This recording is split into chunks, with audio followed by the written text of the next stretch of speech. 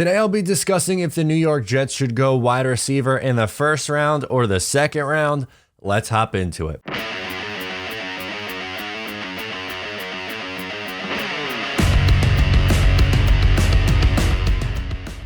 Hey, what's going on? I'm Matt O'Leary, back with another video, and today I'll be talking about the Jets draft strategy when it comes to the wide receiver and just wide receivers in years gone by.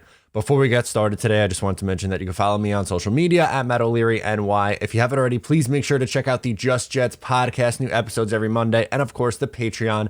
Patreon.com/Matt O'Leary NY for bonus New York Jets content. You're not going to want to miss out on that. Okay, so there is a very big debate amongst Jet fans on when the New York Jets should look to attack the wide receiver position. You have some people who want them to do it at pick 10.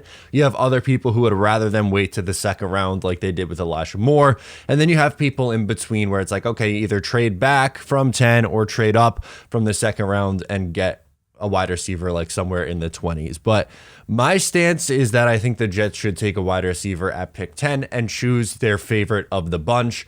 I get the idea of moving back a few spots. If they do that, okay.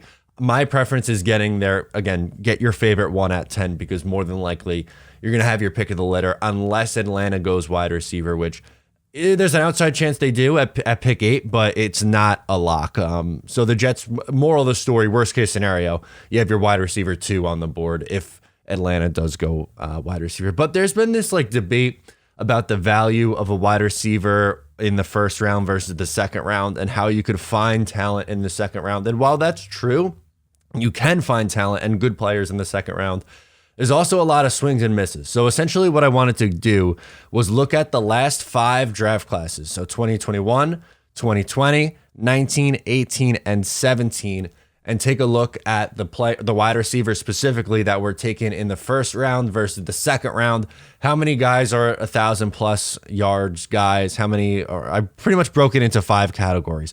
Either the 0 to 299, which is not good, 300 to 499, so essentially 300 to 500 yard range guys, 500 to 749, 750 to 999, and then 1,000+. So there's 5 different categories that these guys can fall into from each draft class. Now for 2021, essentially what I did, they only have 1 year sample size, so some of these things could change. But in years prior, it's kind of like where they tend to end up in that range. So we'll start with this most recent class. In 2021, we'll go round 1 and then round 2. In round 1, you had Ja'Marr Chase, Jalen Waddle, Devonta Smith, Kadarius Toney, Rashad Bateman. Of that group, you had 2 guys who were 1,000+ yard guys in Ja'Marr Chase and Jalen Waddle. Devonta Smith was in that second tier range. Kadarius Toney in the 300 to 499 yard range. Obviously hoping that would go up.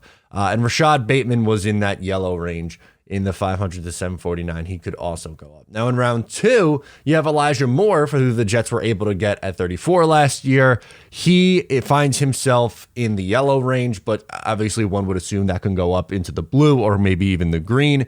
Rondale Moore, Dwayne Eskridge, Tutu Atwell, Terrace Marshall Jr., those 3 in particular struggled, and they find themselves in the red range of the 100 to 299.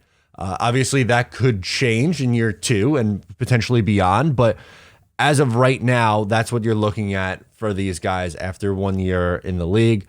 Of that second round group, I would think that Elijah Moore probably has the best chance to be the best receiver of that bunch.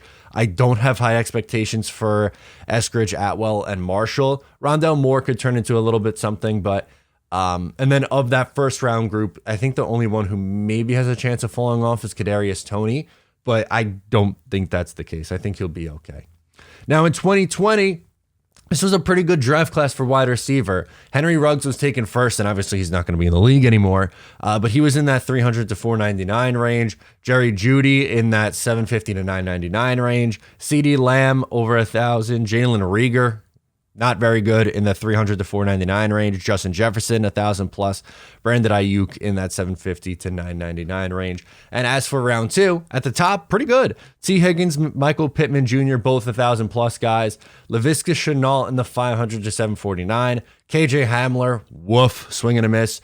Chase Claypool and Van Jefferson find themselves in the 750 to 999 range. And then Denzel Mims in that less than 299 range. Obviously holding out hope that Denzel turns it around in year 3, but right now not looking too hot. So he and KJ Hamler are the only two guys in the red in the window of the first 2 rounds there. Then you go back to 2019, and you have Marquise Brown and N'Keal Harry. Marquise Brown eclipsed 1,000 yards this past year. N'Keal Harry, bust, swing and a miss there, so he's in the red. In the second round, pretty hot start. Deebo Samuel, A.J. Brown. That's a great start to the second round. Cools off a little bit after that. Mecole Hardman is kind of like in the middle tier. Then you have a lot of misses after that. J.J. Arcega-Whiteside, Paris Campbell, Andy Isabella, and then DK Metcalf. So obviously Deebo, A.J. Brown, DK Metcalf, great haul in the second round. But Mecole Hardman, he's okay. And then you have 3 guys who are just borderline roster players. They're just not very good, not very much of an impact there.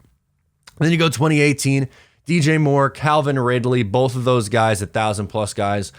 Calvin Ridley went on the field, obviously. DJ Moore's been steady. Cortland Sutton, solid, 750 to 999. Dante Pettis, no, bust.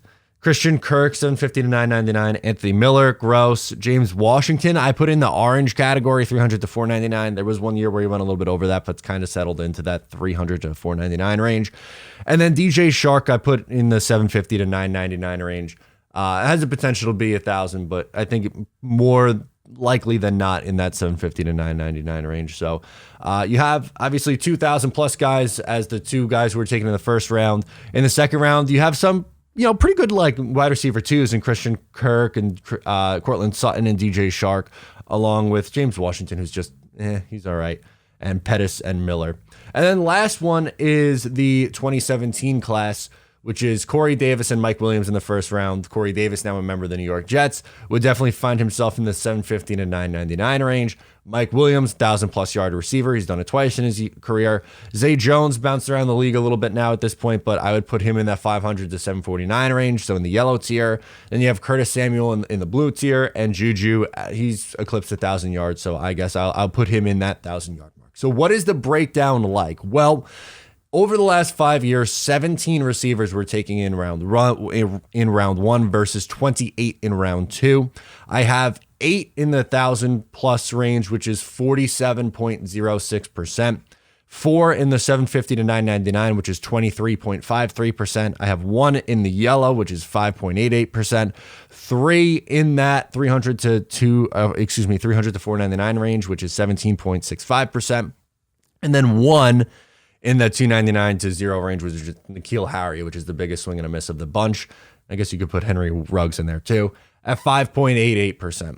Now in round 2, little interesting. You got essentially the same exact percent at finding a 1,000+ and a 750 to 999 and 21.43 and 21.43. So you have 6 in both. Then you have 4 in the 4 in this 500 to 749 range, which is 14.29%.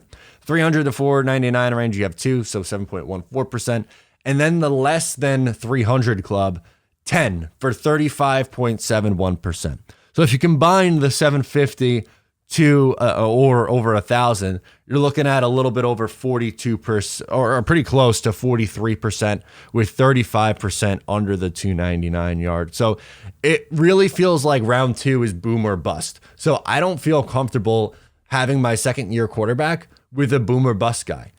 In this year's draft class, I am more comfortable with the top 5. So in no particular order, Jameson Williams, Garrett Wilson, Drake London, Treylon Burks, Chris Olave, than I would having to wait until round 2 for a Jahan Dotson, a Christian Watson, a George Pickens, someone like that. Could one of those guys hit in the second round? Of course. I just ran through the numbers of what the percentages have been like over the last 5 years, but I would be more comfortable with going in the first round because I think you're more likely to get someone who would have that immediate impact right away. Obviously, like I said, these guys, especially the 2021 class, has a chance to improve. Specifically, Elijah Moore and Rondale Moore in the second round, I think, have a chance to go up. Not very high on Eskridge, Atwell, Marshall Jr. Maybe Denzel Mims turns it around. Maybe KJ Hamler turns it around. I'm not really sold on that happening, but moral of the story, this is why I think the Jets should go wide receiver in round 1. Let me know. What do you think? Should the Jets go wide receiver in the first round, or are you still comfortable waiting until round 2? Thank you so much for tuning in. I'm Matt O'Leary, and I'll talk to you next time.